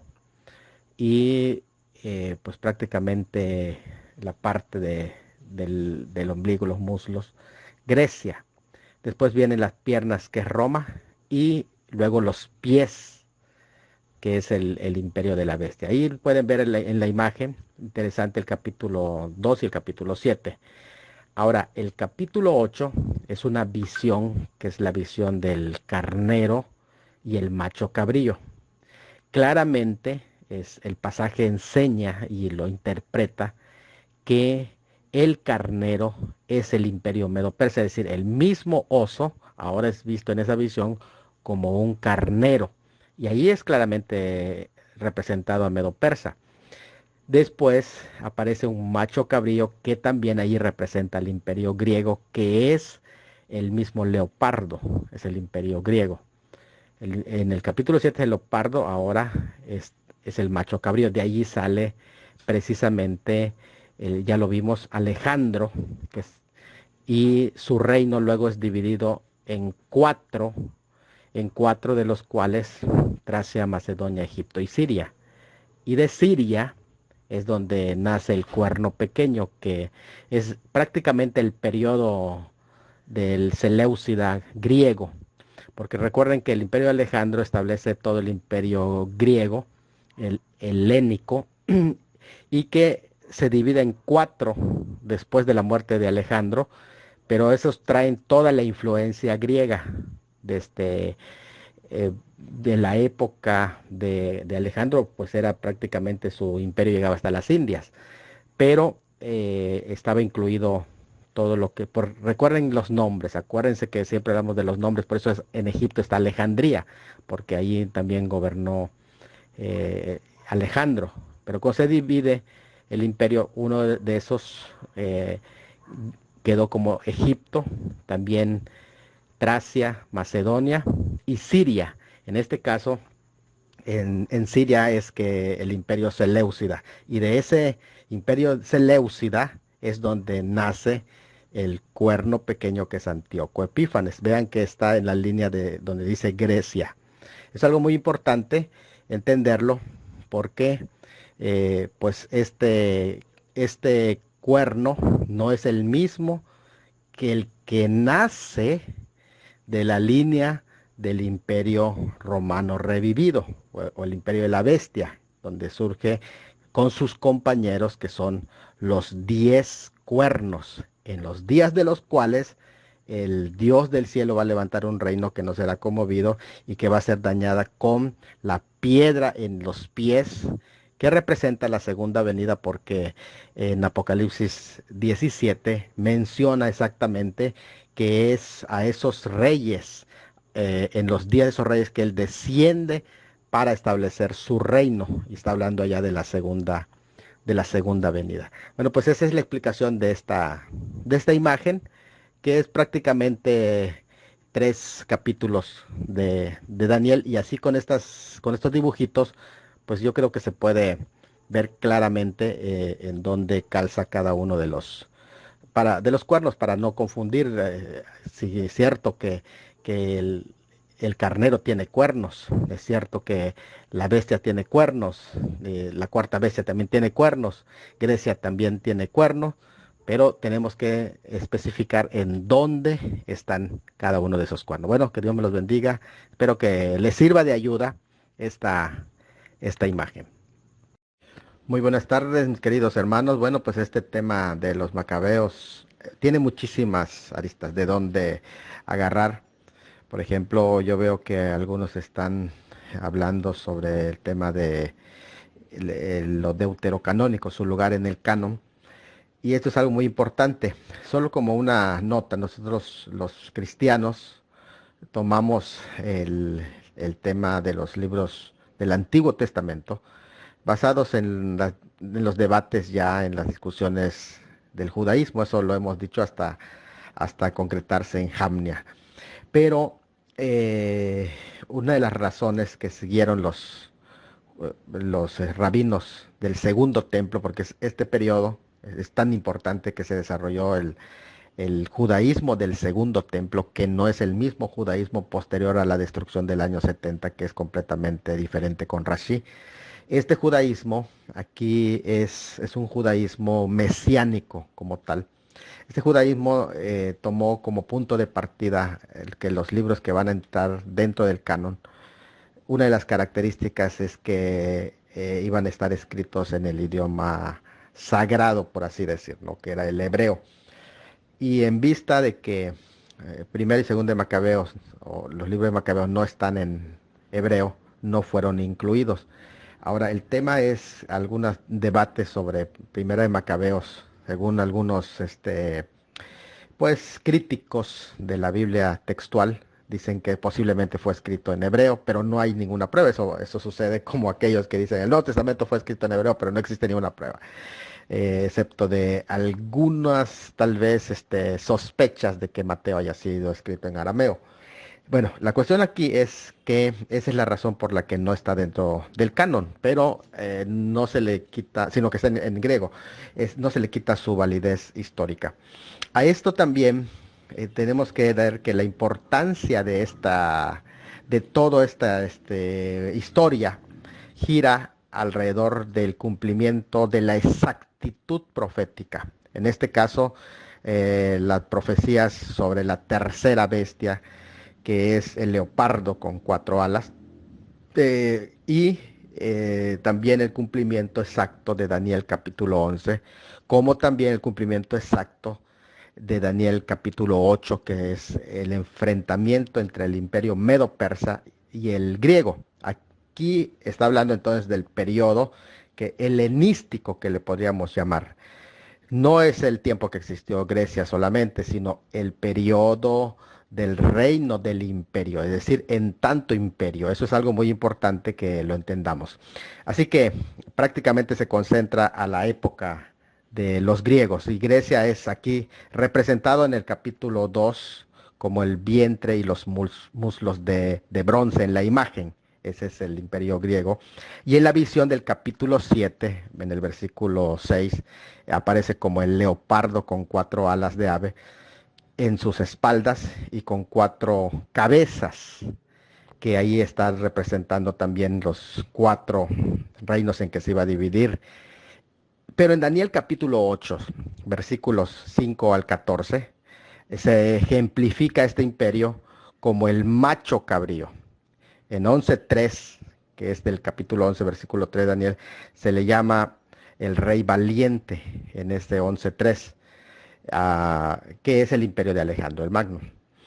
Históricamente va a ser la sucesión del imperio medo-persa con la muerte de Jerjes y la aparición de Alejandro el Grande, que se impone así el imperio greco-macedónico, que hablamos, abundamos mucho en ese tema de Alejandro el Grande, que recuerden que el rey Filipo de Macedonia es solo como una forma, porque todos los temas aquí en la instrucción teológica están conectados. ¿Por qué es importante? Porque ya se habló, por ejemplo, del imperio medo-persa, ahora está hablando del imperio de Alejandro el Grande en lo que es Grecia, y después, más adelante, tal vez en dos temas más, 15 días, se va a hablar del imperio de romano. Entonces es importante ver toda esa secuencia de la geografía y también interesante de cómo va cambiando los nombres también para la tierra de Judea cuando todavía aún no se llamaba Palestina. El rey Filipo de Macedonia, recuerden que es el padre de Alejandro el Grande, que había elevado a su natal Macedonia hasta convertirla en estado dominante en el mundo griego, eso lo vimos anteriormente. A raíz de su muerte en el año 336, y cuando apenas Alejandro contaba con 20 años, fue ascendido al trono de Macedonia. Su primera ciudad que conquistó fue Troya y luego derrotó a Darío III. Ya describieron en 333 esa imagen de la batalla. Interesante lo que describe el hermano Víctor. De allí se dirigió a Egipto conquistando toda la nación y fundó la ciudad de Alejandría, convirtiéndola en una de las más grandes e instruidas ciudades del mundo. Ya prácticamente se heleniza ahí también esa parte de lo que es Grecia. Así que vean cómo él va abarcando todo esto. Su regreso de Egipto aplastó el grueso de las fuerzas medo-persas en la batalla de Gaugamela y la conquista completamente en el 331, en una segunda batalla. La imagen del leopardo con alas del capítulo 7 y el macho cabrío del capítulo 8 que avanzan sin tocar tierra son la predicción claramente de la velocidad que Alejandro realizó sus conquistas militares. Y nosotros nos estamos concentrando en el capítulo 8, el capítulo 8 menciona tres principales símbolos que hay que tomarlos en cuenta cuando lees el capítulo 8. Recuerda, hay una diferencia de 2 años entre la visión del capítulo 7 y la del capítulo 8, y esto es algo muy importante entender que uno es una visión, uno es un sueño y esta es una revelación, una visión. Ahora, en este capítulo 8 aparece el carnero. ¿Qué representa el carnero? Ahí el pasaje lo menciona, es el imperio medo-persa bajo Ciro el Grande. Eso está en el capítulo 8, versículos 3 y 4. Y también se interpreta así en el versículo 20, también de ese mismo capítulo, donde dice, en cuanto al carnero que has visto, que tenía cuernos, estos son los reyes de Media y de Persia. Está muy claro que ahí entonces el carnero de esa visión es el imperio medo-persa, según el 8:20. Luego, el macho cabrío. ¿Qué representa el macho cabrío? Es el imperio griego de Alejandro el Grande, que aparece como el cuerno notable. Escúchenlo bien, el cuerno notable del 8:5 al 8. Después hay una tercera simbología, el carnero, que es el medo-persa, bajo el Ciro el Grande, el macho cabrío, que es el imperio griego de Alejandro el Grande, y el cuerno pequeño, que está en el 8, 9 al 14, todo ese periodo de tiempo que abarca, que representa Antíoco Epífanes, que sale después de que fue quebrado el cuerno notable de Alejandro el Grande. Es decir, luego de la muerte de Alejandro, su reino se repartió en 4 partes. Eso está muy claro en la profecía de Daniel 11. A Ptolomeo se le entregó Egipto. Vean que también es parte ya de ese imperio griego que fue dividido en 4 partes. A Lisímaco se le dio Tracia y también se va formando esa parte de Tracia. A otro general que es Casandro de Macedonia, a Casandro se le entrega Macedonia y a Seleuco I Nicator se le entrega Persia, que en ese tiempo estábamos hablando de Persia, todo ese territorio de Pakistán, están Irán, las montañas de la India y los desiertos del mar de Aral. Ahora, está incluido Siria, que es de donde va a surgir también de este imperio seleucida, ¿no? que vean los cuatro ramas que se dividió después que fue quebrado el cuerno notable de Alejandro. Daniel 8:8 al 14 describe que uno de los cuatro cuernos que salen de esa quebrada crece de ahí, pero no hay que confundirlo, ojo, con el cuerno pequeño de la cuarta bestia que surge del Imperio Romano revivido en Daniel 7:8 y 24. Porque aunque lo puede presagiar y lo puede tipificar y puede haber similitudes y comparaciones que puedan existir las que quieras, no puedes confundir en la interpretación estos cuernos. Cuando aparece el término cuerno, no siempre se está hablando del mismo cuerno. O sea, que cada vez que aparece el cuerno o cuerno pequeño se refiere al mismo. No, tenemos que hablar en qué contexto aparece. En el capítulo 7, por ejemplo, la bestia que representa a Grecia no es la bestia espantosa, sino que es el leopardo, es decir, la tercera bestia. Y en el capítulo 8, el imperio griego de Alejandro está siendo representado por una bestia que es el macho cabrío, es decir, dos bestias distintas representando al imperio griego. En el capítulo 7 lo representa esa bestia del leopardo. En el capítulo 8 lo representa el macho cabrío, pero representan al mismo imperio griego. Esto es algo muy importante de entender. Hay que notar, por otro lado, que el cuerno pequeño que sale de una de las divisiones del imperio griego, según Daniel 8:9, dice allá, de uno de ellos. ¿De cuál ellos? De uno de los cuatro cuernos salidos del versículo 8. Estoy Daniel 8:9 y 8:8 dice que cuando fue quebrado el cuerno notable, salieron cuatro cuernos. Y de uno de esos cuatro cuernos sale de entre esos cuatro cuernos que salió sobre esta bestia que es el macho cabrío, de donde fue quebrado el cuerno notable, que es Alejandro muerto. De ese salieron cuatro, salieron de donde fue quebrado Alejandro el Grande, en tanto el cuerno pequeño de Daniel 7, que sale de la cuarta bestia espantosa, sale en medio no de cuatro cuernos, sino de 10 cuernos del imperio romano revivido, que tendrán cumplimiento en Apocalipsis 13 y en Apocalipsis 17 como escatológicos.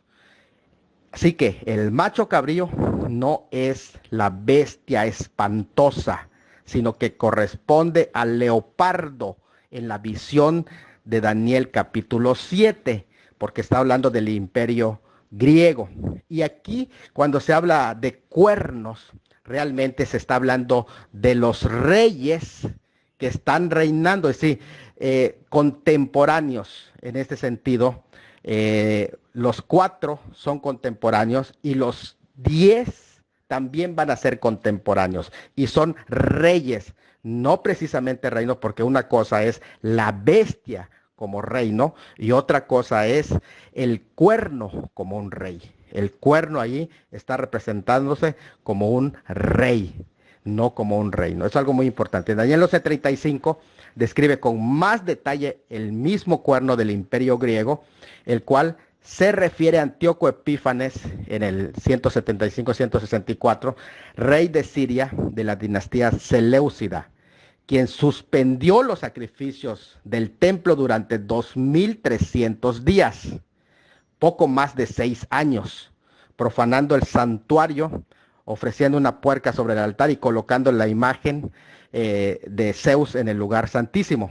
Durante el periodo del tiempo de los 2300 días o tardes y mañanas, abarca desde la muerte del sumo sacerdote Onías III hasta diciembre del 164, cuando Judas Macabeo purificó el santuario, al que está haciendo referencia aquí en este pasaje. Por esa razón es importante el libro de Macabeos, porque ahí se describe este cumplimiento. Este Antíoco es el que ejecutó a miles de judíos, a cientos vendió como esclavos. No obstante, es un tipo del anticristo. Algunas referencias se le aplican al tiempo del fin, De hecho, hay una transición en el versículo 35 y 36 de ese capítulo 11 de Daniel que incluye la época actual por el personaje que describe, el cual no corresponde a ese rey sirio griego, sino que las características corresponden al anticristo que es mencionado también en el Imperio Romano revivido, pero es muy clara la transición en el versículo 35-36 y aquí esa parte ya tiene una connotación escatológica. Saludos mis hermanos, bueno, buenas noches, ya para ir cerrando la temática de esta semana sobre los macabeos. Yo quiero comentarles que del aspecto profético, Daniel capítulo 11, es importante entender que traslada mucho del contenido de ese capítulo 11 a ese tiempo de los macabeos. De hecho, Daniel 11 ubica después de la división de los reinos de Alejandro el Grande, ubica a los 4 reinos y a 2 de ellos los menciona por la dirección donde se ubican en base a la tierra de Israel.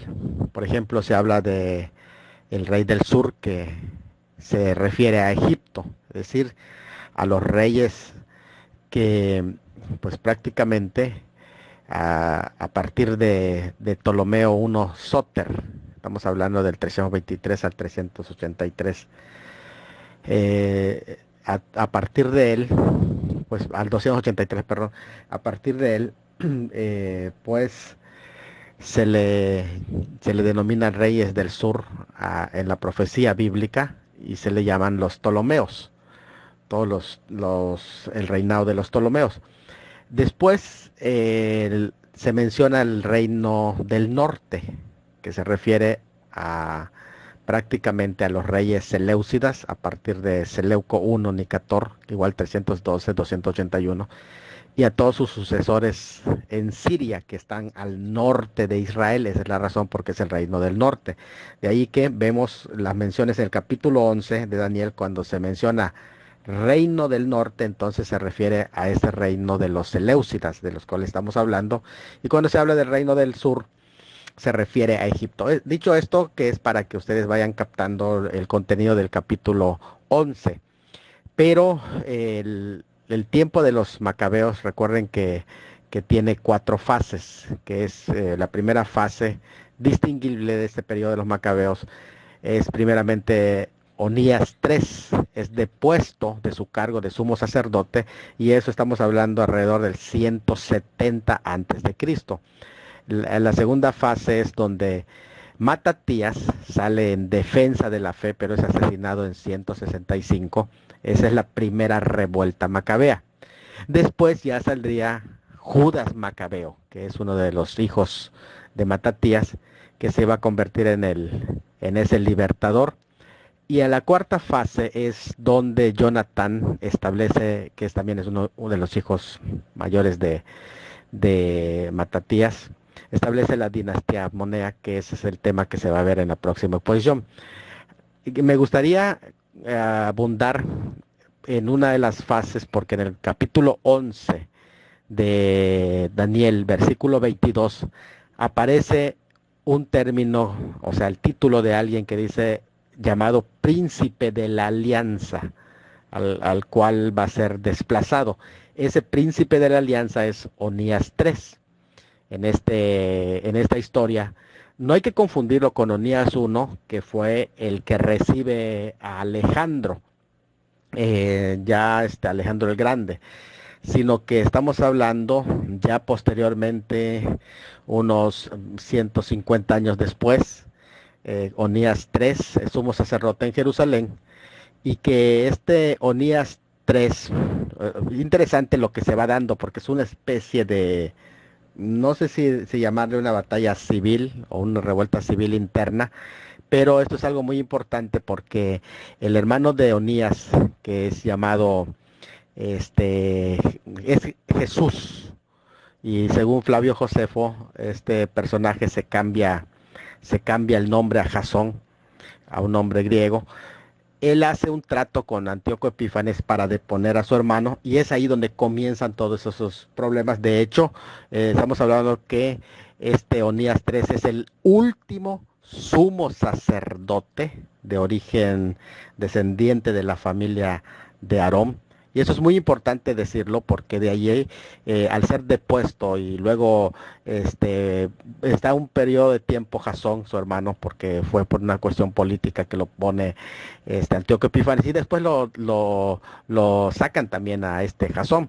Y entonces, pero al ser depuesto, ya los otros sumos sacerdotes que a partir de entonces empiezan a surgir, no van a ser del linaje de Aarón, y eso va a ser una de las inconformidades de las sectas judías que van a surgir, entre ellos los saduceos, también los fariseos, porque este Onías es entendido y llamado dentro de los rollos del Qumran, algunos escritos del Qumran, como maestro de justicia. Así se le llama en algunos documentos del Qumran.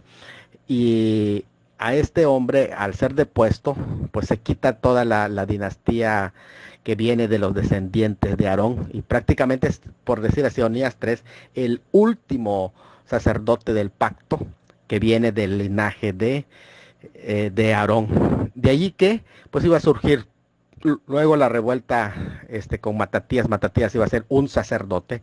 Recuerden que hay diferencia entre sumo sacerdote y sacerdote, y aquí los sacerdotes, que pues estos Modim, que son prácticamente de esta línea, de allí van a surgir estos personajes, los hijos de Matatías. Matatías, al ser sumo sacerdote y al querer otro judío darle alianza con Antíoco Epífanes, fue que él lo ejecuta. Bueno, así va a seguir la historia hasta llegar su hijo Judas Macabeo, quien va a hacer la segunda revuelta y va a cerrar el tiempo de lo que va a ser la purificación del altar en la época de Hanukkah.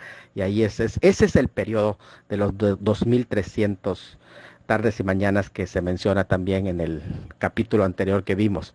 Pero damos una idea a esto para que cuando lean el capítulo 11 de Daniel sepan que hay una parte del cumplimiento que se está dando en este periodo de tiempo. Bueno, pues con esto cerramos, y todavía hay más porque se va a hablar de la cuarta fase en la próxima semana con Jonathan, quien establece la dinastía Asmonea.